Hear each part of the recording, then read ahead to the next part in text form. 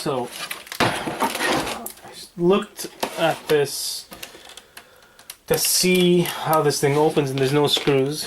There's just this little crack here, and you just pop everything open. I'm guessing the screws are inside. Let's see, so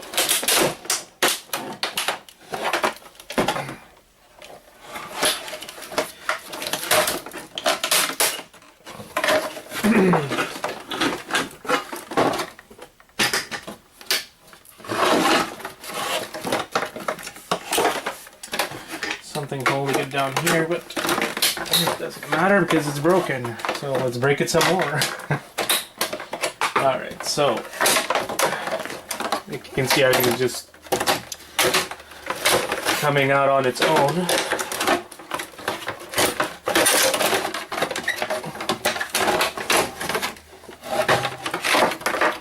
The wire here is causing us some trouble. Let's just cut the wire.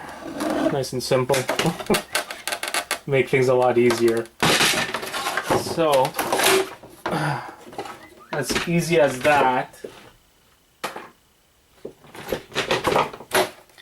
So all you have is this empty case